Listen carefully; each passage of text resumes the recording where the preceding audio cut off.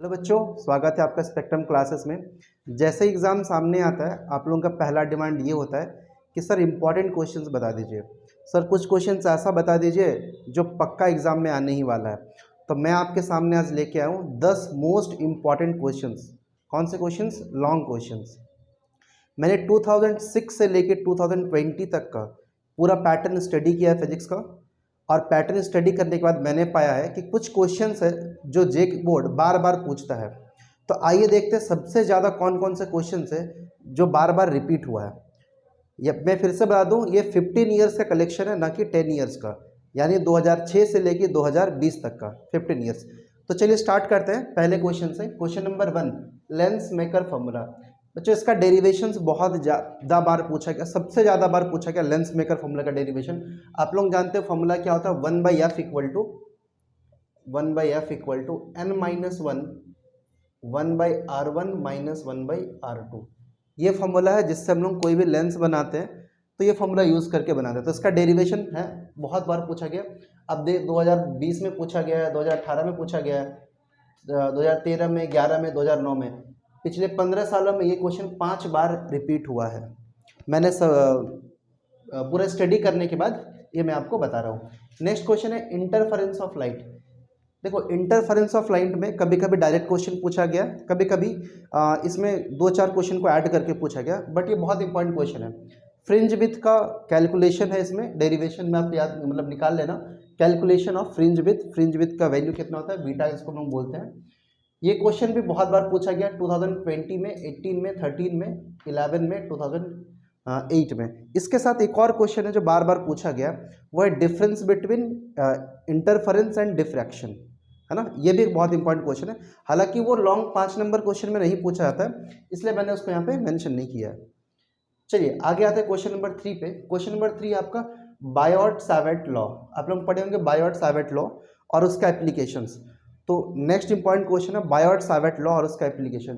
कौन सा application? Magnetic field at a point on the axis of current carrying circular coil and find the magnetic field at the centre.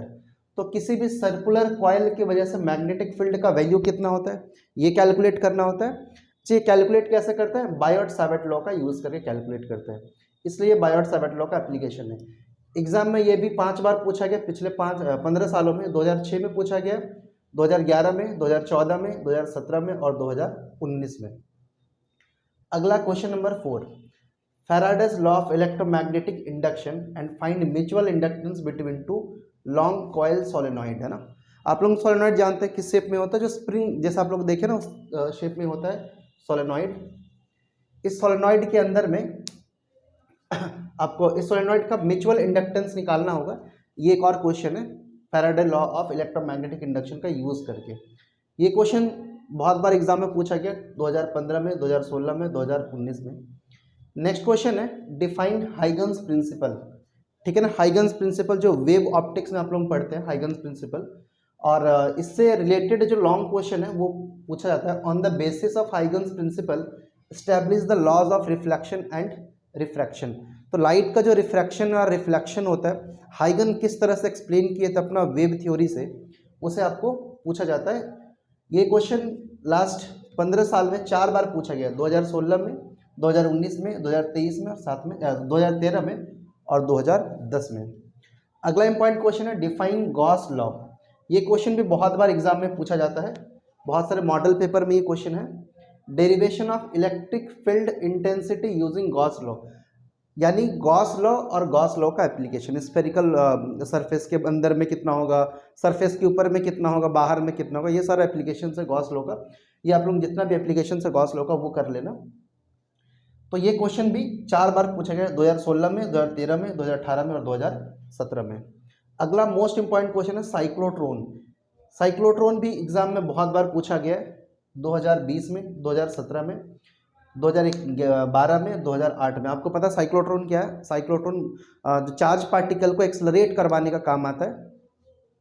तो ये भी बहुत बार पूछा गया है। नेक्स्ट क्वेश्चन है find the force acting on a current carrying conductor in a uniform magnetic field using it find the force between two parallel current carrying conductor. अगला सवाल है कि आपको फोर्स निकालना है करंट कैरिंग कंडक्टर, जिसको आप मैग्नेटिक फील्ड के अंदर, एक मैग्नेटिक फील्ड के अंदर में करंट कैरिंग वायर को छोड़ दिया है, तो इस करंट कैरिंग वायर के पर में इस मैग्नेटिक फील्ड के वजह से कितना फोर्स लगेगा, उस फोर्स का कैलकुलेशन, ये है आपका अगला क्वेश्चन। ये क्वेश्चन भी एग्जाम में बहुत बार पूछा गया, 2020 में पूछा गया, 2019 में, 2013 में पूछा गया। अगला क्वेश्चन है derivation μ2 by V minus μ1 by U equal to μ2 minus μ1 by R. हम लोग जानते हैं कब जब भी एक ऑब्जेक्ट को हम लोग बाहर रखते हैं और उसके सामने हम लोग रखते हैं स्फेरिकल सरफेस, स्फेरिकल सरफेस चाहे वो कॉनकेव सरफेस हो चाहे वो कॉन्वेक्स सरफेस हो, तो उसका इमेज बनता है ना। तो इमेज का डिस्टेंस को हम लोग बोलते हैं v से डिनोट करते हैं, ऑब्जेक्ट का डिस्टेंस को हम लोग u से डिनोट करते हैं, r मतलब होता है रेडियस ऑफ कर्वेचर उस सरफेस का।